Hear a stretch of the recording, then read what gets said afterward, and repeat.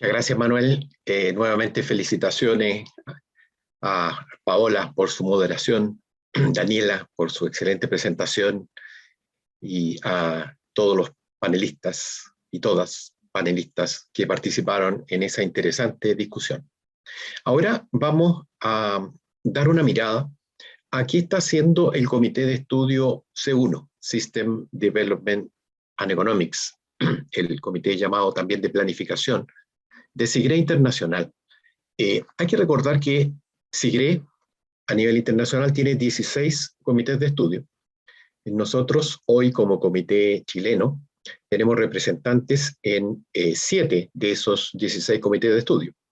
Y los respectivos representantes, en este caso yo soy el representante chileno en el comité C1, tenemos la función de coordinar la participación de nuestros socios en los distintos comités de estudio que se formen. ¿Cuándo se forman estos comités de estudio? Estos grupos de trabajo se forman después de la sesión bienal que se realiza en París. El año pasado fue virtual debido a la pandemia. Y después de esa reunión que fue entre agosto y septiembre del año 2020, cada uno de los comités de estudio llegó en base a las reuniones que sostuvieron y sostuvimos los que participamos en estas reuniones, identificando los temas preferentes para la próxima sesión. Hay que recordar que la próxima sesión va a ser en agosto del próximo año, 2022, en París. Todavía no sabemos si va a ser presencial full o combinada, una sesión híbrida. Y allí los distintos grupos ya tienen temáticas. Esas temáticas, el año pasado, en el caso del Comité C1, dieron origen a 4 temas, 4 materias que fueron parte de las conclusiones que se sacaron. Los grupos de trabajo siguen un orden bien lógico en cuanto a numeración. En el Comité C1 se formaron 4 grupos nuevos, que son el grupo C145, C146, en conjunto con el Comité de Estudio C4 de System Performance, el grupo C147 y el C148.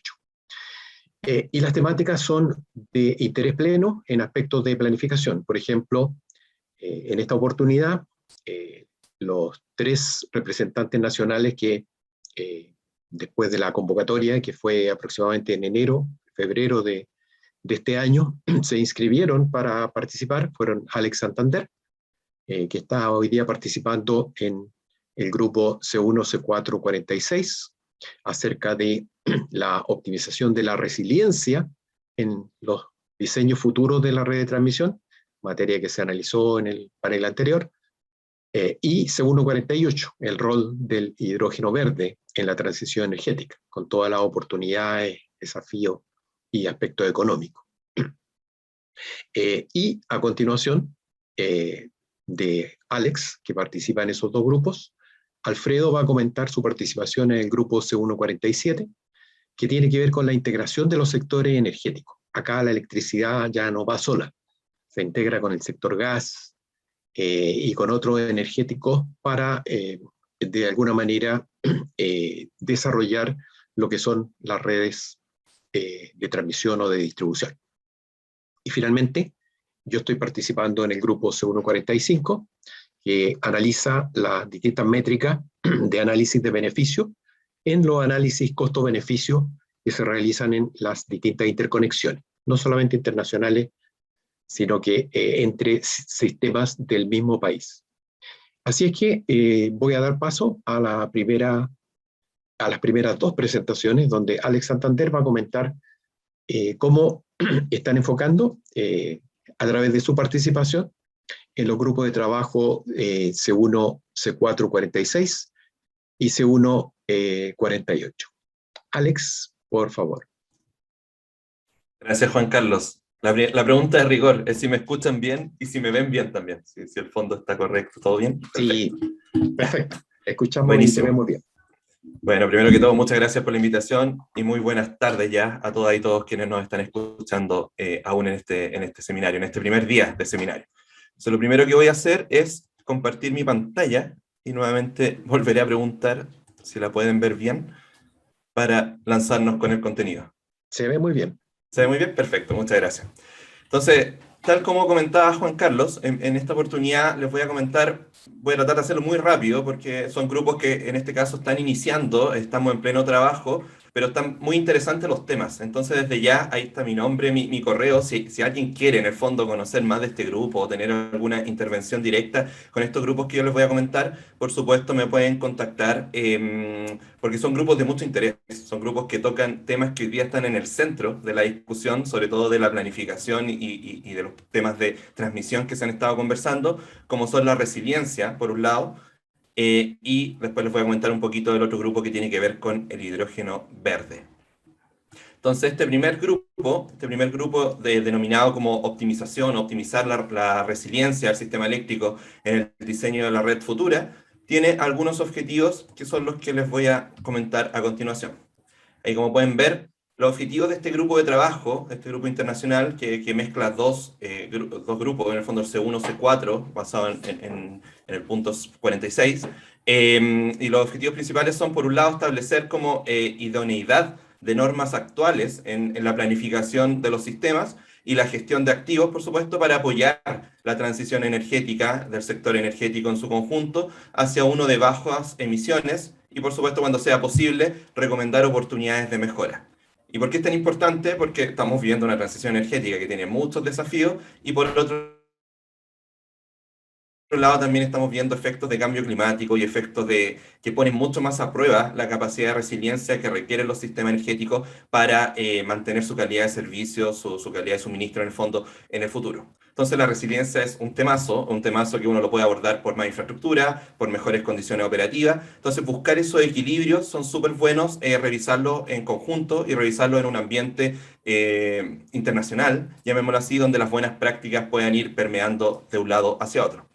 Y otro de los puntos también es encontrar, por supuesto, condiciones de equilibrio, en el fondo, entre las medidas preventivas que permitan contener o restablecer y proponer directrices, en el fondo, para determinar una combinación óptima de medidas de resiliencia a partir de técnicas como una gestión de redundancia de activos, en algunos casos, la ampliación de la red, la infraestructura de la red, también los recursos de los usuarios de la red, una mayor flexibilidad desde la demanda, una respuesta de la demanda con su incentivo y con su performance que se pueda adaptar en el fondo a una operación más resiliente. Y por supuesto la mitigación. En el fondo, frente a problemas, una desconexión inteligente de carga, un restablecimiento rápido, etcétera, pueden ayudar en gran medida a contar con un sistema más seguro y más resiliente. Entonces, ¿qué dice este grupo? En el fondo, los términos de referencia propone, en el fondo, que el alcance del trabajo del mismo se realice en tres pasos, como tres pasos a seguir. Un establecimiento de las prácticas y normas actuales que tenemos, en el fondo, en lo que tiene relación con planificación y operación, la elaboración de un análisis de eficiencias, en el fondo de estos gaps, analizar dónde están estas deficiencias, y finalmente proponer oportunidades para mejorar los métodos y las normas de planificación existentes. ¿Y qué necesitamos para eso? Por supuesto, una sólida comprensión del estado actual de los procesos de planificación y la regulación del sistema eléctrico, así como, por supuesto, la identificación de las tendencias exógenas del clima, tendencias también que no son controladas por el clima, también conocer la tecnología, los comportamientos del usuario, los consumidores, y las amenazas de origen humano, por ejemplo, que repercuten en la resiliencia del sistema eléctrico.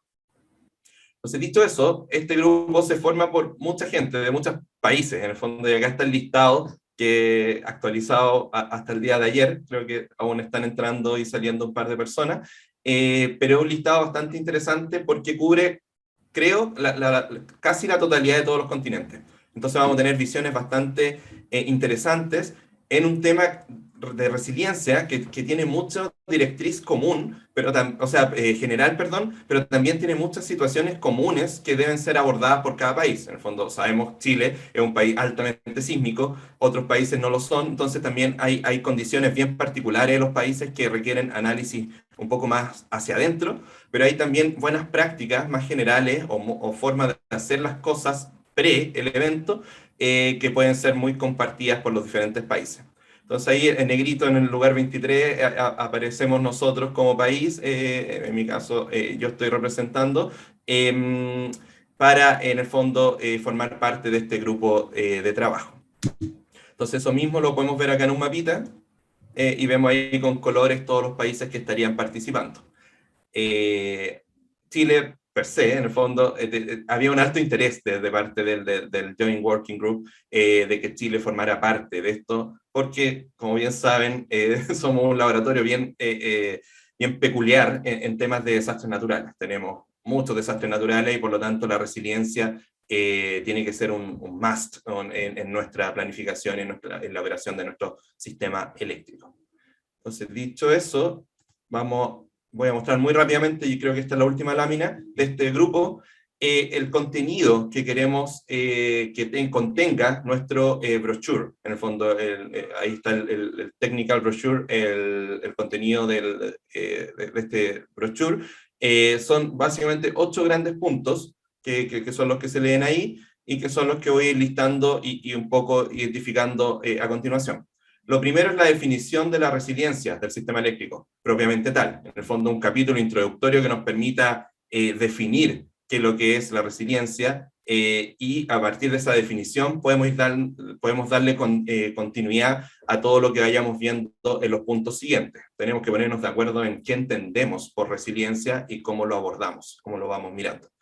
Entonces vamos a hacer una revisión de la literatura, en eso estamos, de hecho, en este momento, que implica cuánta resiliencia, cuánto no, se aplica principalmente a la seguridad del sistema o también a la adecuación de los recursos. Todas esas preguntas son las que estamos debatiendo en este grupo internacional. Por ende, este capítulo, ese punto primero, va a indagar en este concepto y introducirá unos primeros casos de estudio que vamos a utilizar para ir ejemplificando todos los demás puntos. Entonces, todo eso es vital, en el fondo, que nos pongamos de acuerdo en qué entendemos por resiliencia, y yo creo que ahí está la gran ventaja de estos grupos, que en el fondo podemos buscar una definición común en un ambiente internacional. Por lo tanto, esa definición, estimo yo, va a ser bien robusta a ojos del mundo entero y de la industria, porque está como intervenida con muchas visiones, y eso es lo bueno. En segundo punto, tenemos la medición propiamente tal de la resiliencia y el establecimiento de las expectativas o hasta dónde llega la resiliencia. ¿Y cómo lo hacemos? Basándonos en métricas prácticas, métricas teóricas, documentando las normas de rendimiento actual, y definiendo, por supuesto, métricas de resiliencia para el sistema eléctrico vinculadas con indicadores de rendimiento significativos que puedan reflejarse, por ejemplo, en procesos operativos y de diseño de la red eléctrica. Tercer punto, tenemos la planificación de la resiliencia en el sistema eléctrico propiamente tal. Entonces, acá que queremos mostrar, presentar una visión general de las normas existentes, lo que tenemos al día de hoy, de origen internacional, por supuesto, de la planificación del sistema eléctrico y del diseño de la red propiamente tal, destinado a establecer un sistema eléctrico resiliente. Entonces vamos a revisar procedimientos, procesos operativos destinados a garantizar la preparación del sistema para hacer frente a efectos o eventos, mejor dicho, adversos. Y esta sección, en el fondo, debiese considerar los impactos, el impacto, en el fondo, que tiene el incremento de la generación fotovoltaica, la generación eólica, la inclusión de mayores convertidores de potencia a la red, los cambios, en el fondo, en la curva de demanda que esperamos, la estabilidad, etcétera, etcétera. Entonces acá también es clave una revisión bibliográfica que ya estamos teniendo, y el resultado será la identificación de temas comunes para todos los países, en el fondo, que nos permitan marcar una base en cuanto a la incorporación de la resiliencia en la planificación. Perdón. En punto 4, tenemos lo que es la resiliencia en los equipos de los sistemas eléctricos de potencia. No solo vista la resiliencia como un todo, como algo tan sistémico, sino que acá también vamos a abordar las características de los equipos eléctricos de la cadena, en el fondo, y cómo debiesen actuar o cómo debiesen tener sus características técnicas para dotar de mayor resiliencia al sistema eléctrico. Entonces, la resiliencia no solo vista desde una mirada conjunta, sino también tenemos que ver el eslabón más individual de los equipos para tener en cuenta qué tan resilientes son sus componentes individuales. La quinta tarea, en el fondo, es indagar un poco en lo que tiene que ver con el restablecimiento, con el reinicio, el restarting del sistema. Restablecimiento ya sea parcial, total del sistema, es un aspecto, por supuesto, crítico en la planificación de la resiliencia del sistema eléctrico. Y nos lleva a definir cuánto fierro o cuánta infraestructura requerimos versus cuántas acciones de operación rápida, cuántas acciones de contingencia se requieren. En el fondo, qué tanto reactivo, qué tanto preventivo, qué tanto fierro, qué tanto operación. En el fondo, ese trade-off es el que también estamos indagando en este punto en particular a través de la conversación con los diferentes miembros del Working Group. En el sexto punto, ya casi finalizando, nos vamos a orientar en la optimización de la resiliencia del sistema eléctrico. Y estamos introduciendo el concepto de diseño flexible de la red. En el fondo, acá es donde ya empezamos a poner el dedo en la llaga, en el fondo, en donde las cosas tienen que pasar. Entonces, basándonos en la idea de todo lo anterior, de todos los capítulos anteriores, la revisión bibliográfica, los resultados de encuesta que vamos a hacer también anteriormente, tenemos que establecer recomendaciones para cambiar o para modificar o adaptar las normas básicas de planificar que tenemos para los sistemas eléctricos en su conjunto. Entonces, el análisis, por supuesto, va a consistir en explorar el concepto de diseño flexible de la red, considerando con tal, en el fondo, de que considere un equilibrio entre lo que son los sistemas de refuerzo y las técnicas de adaptación. En el fondo, es como, ahí está lo que les decía un poco el trade-off, si ponemos más fierro, invertimos más en infraestructura, o en el fondo también invertimos en mejores planes de adaptación, planes de mitigación, planes de operación. Entonces, ese tema es, yo creo, el corazón que nos va a permitir en el futuro, como esperamos acá en Chile, incorporar planes de obras vía resiliencia, en el fondo, cuando realmente una infraestructura pueda entrar por resiliencia al plan de expansión, quiere decir que hemos encontrado un equilibrio bastante bueno entre lo que tiene que ver con fierro y lo que tiene que ver con operación. Y eso qué mejor que verlo en un ambiente internacional, lo vuelvo a mencionar, que es la gran ganancia en el fondo de estos grupos. Y finalmente, por supuesto, después de todo esto vamos a tener una tarea, una sección de desafíos y barreras o obstáculos, donde se identifiquen en el fondo las opciones de mejora en línea de incorporar la resiliencia en la planificación. Ese es el grupo de resiliencia. Es un poco más largo de lo que va a ser ahora el grupo de hidrógeno, que les voy a comentar porque va un poco más avanzado de resiliencia, pero vuelvo a insistir, cualquier duda, aporte, sugerencia, consulta que tengan respecto a este grupo, por supuesto me pueden contactar porque está bastante interesante, se los digo desde ya. Y por supuesto, la última lámina de este grupo es todo esto también se alimenta con encuestas a la industria que nos permiten establecer una línea base de lo que se piensa o de lo que se cree en base a la resiliencia y su importancia y su manejo dentro de la expansión de los sistemas eléctricos y dentro de la operación de los sistemas eléctricos también. Y lo último, el otro grupo, que es el Working Group C1.48, que se denomina, como decía Juan Carlos, el rol del hidrógeno verde, la transición energética, básicamente oportunidades y desafíos o retos desde el punto de vista técnico y económico, plantea los siguientes objetivos como grupo. Ahí sí. Lo primer objetivo es recopilar y analizar numerosos estudios relacionados con los aspectos técnicos y económicos de la cadena de suministro y el uso del hidrógeno, así como las políticas nacionales de apoyo y las estrategias de aplicación.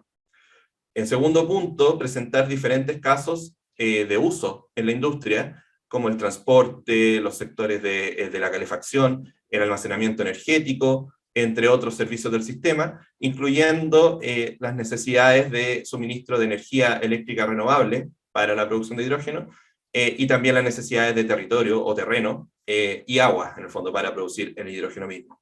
Y en tercer punto, recomendar, por supuesto, soluciones tecnológicas para el cumplimiento de las normas técnicas o códigos de red, y así permitir un suministro basado en el mercado de varios servicios de flexibilidad local, por ejemplo, y de todo el sistema por parte de las plantas electrolizadoras a gran escala. En el fondo, la electrólisis y las plantas electrolizadoras, si tienen los incentivos buenos, en el fondo incentivos que motiven una operación que apoye una mejor performance del sistema eléctrico, se transforman en un actor bastante relevante en la medida que va creciendo la demanda y la producción de hidrógeno verde.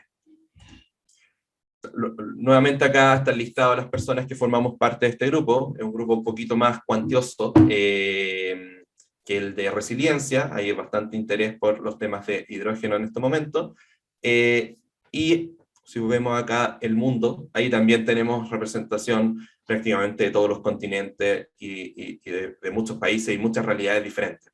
Sudamérica, Sudáfrica, África, Asia, Australia también está ahí. Entonces, por supuesto, Norteamérica, vamos a tener miradas bastante interesantes y nos permite también estar al día con los diferentes planes y estrategias en aspectos de hidrógeno verde o hidrógeno en el amplio sentido de la palabra, del mundo y de los países. Entonces, finalmente, acá voy a mostrar todas las tareas, son 6 creo, pero solamente voy a poner enunciado y un poco de contexto. La primera tarea es tener la visión general de la cadena de suministro del hidrógeno, que en el caso chileno se ha avanzado mucho en eso, a la luz de la Estrategia Nacional de Hidrógeno Verde, y acá básicamente fijarse en la producción, en la conversión, transporte, almacenamiento, prestando por supuesto muy buena atención a lo que tiene que ver con el transporte vía gasoductos, vía barco, y comparándolo con la transmisión, por ejemplo, por líneas eléctricas en términos de eficiencia. Ahí es donde el hidrógeno empieza a incorporarse ya no como algo en paralelo, sino que mezclado a la expansión de los sistemas eléctricos, incluyendo, por supuesto, en primer lugar, la transmisión eléctrica, que es el contexto de este seminario. En segundo punto, tenemos acá la previsión de la demanda de hidrógeno verde y los recursos necesarios para que determinados países o regiones alcancen la carbono neutralidad. Entonces vamos a indagar en eso también en esta parte. ¿Qué más? La identificación y análisis de casos de uso específicos en términos del valor económico del hidrógeno verde, fondo, ¿qué impulsa el hidrógeno, los puntos de equilibrio comparados con otras alternativas energéticas, el factor de carga en función de la modalidad del funcionamiento, etcétera, etcétera. Entonces este es un capítulo dedicado a eso, a comparar el hidrógeno con otras alternativas, dónde está su valor agregado, dónde tenemos que preparar su uso, etcétera, etcétera.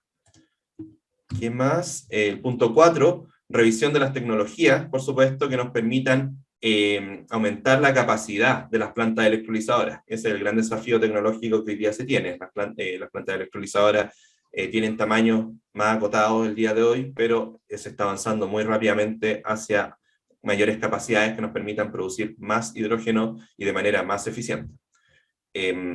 Por supuesto, tenemos que considerar la interfaz y la mezcla con los sistemas de transmisión, distribución, la gestión de calidad del aire y una conexión que sea rentable y fiable o confiable a la red eléctrica.